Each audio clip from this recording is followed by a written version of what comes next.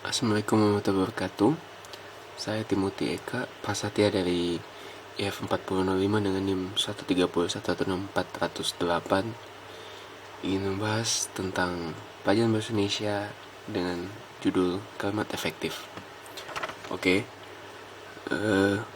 Untuk pertama itu tujuan pembelajarannya ada dua, yaitu yang pertama, mahasiswa mampu menyusun kalimat dengan tepat sehingga maksud penulis atau pembicara dapat dipahami dengan tepat oleh pembaca atau pendengar. Tidak ada dikenal dan tidak ada ambiguitas dalam kalimat. Kedua, mahasiswa mampu menerapkan kalimat efektif dalam tulisan ilmiah. Kita masuk ke materinya. Kalimat efektif itu ada dari fakta penggunaan kalimat sehari-hari, pengertian, syarat, dan ciri-cirinya. Pertama itu kita akan bahas tentang fakta penggunaannya. Oke, dari kelima ini, tentu ini yang sering kita dapati dalam sehari-hari kan, dalam kehidupan kita sehari-hari. Tapi apakah kalimat ini benar? Kita bahas yang pertama. Bagi mahasiswa yang membawa HP, harap dimatikan dan dimasukkan ke dalam tas. Bagi mahasiswa yang membawa HP. Jadi yang di sini HP-nya yang dimatikan dan dimasukkan ke dalam tas, atau mahasiswanya. Di sini tentu ada ambiguitas. Jadi tentu di sini kalimat ini dianggap kurang efektif. Terus yang keduanya itu, mayat wanita yang ditemukan itu sebelumnya sering terlihat mondar-mandir. Mayatnya atau wanita sebelum menjadi mayat yang mondar-mandir di sekitar itu. Jadi itu juga masih kurang efektif. Terus yang ketiga, yang kencing harap disiram sampai bersih. Masa iya habisnya kencing, yang kencing yang disiram, bukan kencingnya. Soalnya di sini kan yang kencing harap disiram. Jadi kurang efektif juga. Terus yang keempat itu, saya datang terlambat karena jalanannya macet. Tentu bukan jalannya kan yang macet, jalannya tetap jalan, tapi lalu lintasnya yang macet. Terus itu, yang membawa sendal harap dimasukkan ke rak.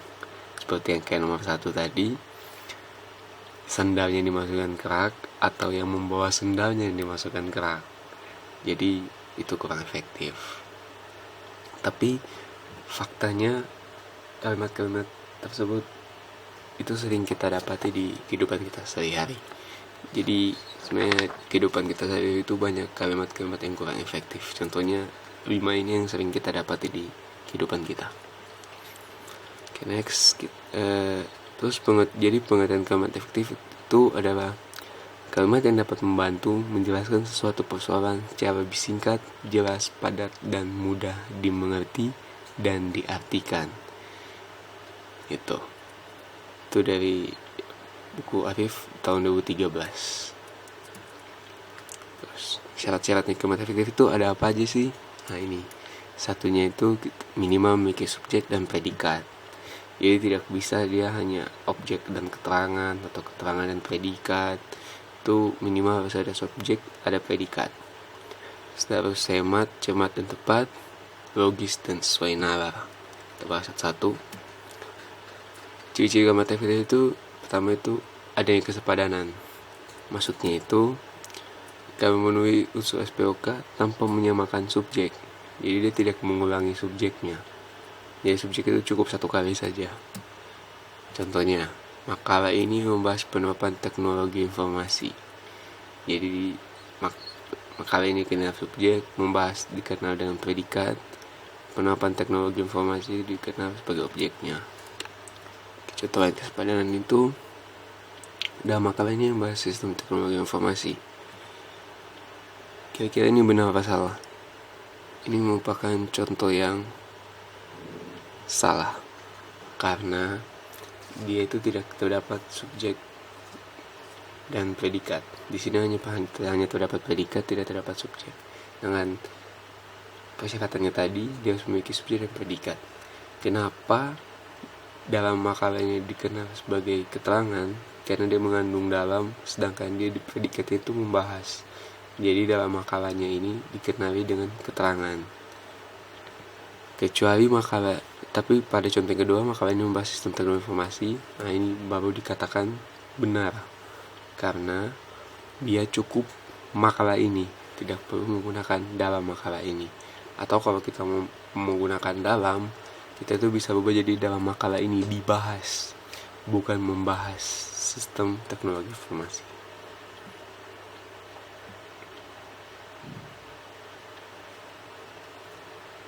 Oke. Next kita bahas tentang contoh kalimat pasif. Contoh kalimat pasif itu kebakaran itu sebab kelalaian. Pakai ini benar teman-teman? Jawabannya salah. Harusnya itu dia kebakaran itu disebabkan kelalaian, bukan kebakaran itu sebab kelalaian. Terus kalau kalimatnya seperti kebakaran itu dikarenakan kelalaian, kira-kira itu benar tidak? Bagi saya kalimat itu merupakan kalimat yang benar karena dikarenakan kelalaian. Oke, yang kedua adalah kecamatan. Dimaksud kecamatan di sini adalah cermat dan pemilihan, penggunaan serta juga penempatan kata.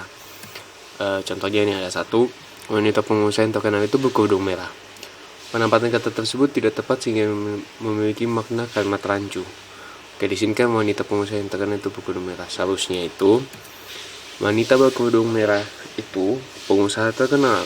Kita balik lagi ke fungsi yang pertama dari kalimat afektif kan, dia tidak harus ada kalimat ambiguitas. Nah di sini kan wanita pengusaha yang terkenal itu berkerudung merah.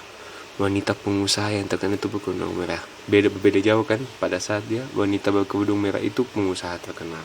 Dia lebih tepat lah kena sasaran untuk wanita berkerudung merah itu bahwa dia itu seorang pengusaha yang terkenal. Gitu. Yang ketiga itu kehematan. Contohnya itu para murid-murid sedang berlatih baris berbaris sejelas suasana. Para murid-murid, harusnya itu cukup murid-murid sedang berlatih baris berbaris. Kan judulnya aja kayak hemat, efektif kan. Jadi harus singkat, padat, jelas. Itu. Kedua itu makalah ini membahas tentang teknologi informasi. Harusnya makalah ini membahas teknologi informasi. Kenapa? Karena kata tentang dalam kalimat aktif itu tidak dibenarkan. Yang keempat itu kita punya kebagisan. Yang kita dapatkan kepada saudara pemateri, waktu dan teman kami persilahkan. Yaitu yang sering kita dapat itu bahwa itu ternyata itu salah. Harusnya itu saudara pemateri kami persilahkan. Ada juga contoh lain, pencuri bahasa ditangkap polisi. Itu tidak logis teman-teman. Harusnya itu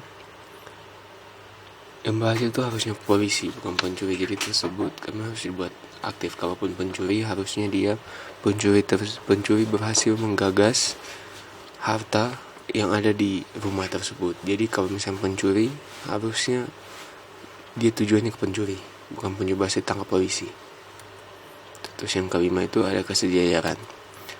Itu adanya sebuah kesamaan kata dan imbuhan dalam sebuah kalimat. Contohnya itu seperti memancing ikan dan masukkan ke dalam jaring. Itu kan ada kesamaan kata dan imbuhannya juga. Lagi yang seperti memancing ikan dan masukkannya ke dalam jaring. Dan ini daftar pustakanya. Untuk materi kali ini kita sampai di sini saja. Terima kasih teman-teman atas perhatiannya. Assalamualaikum warahmatullahi wabarakatuh.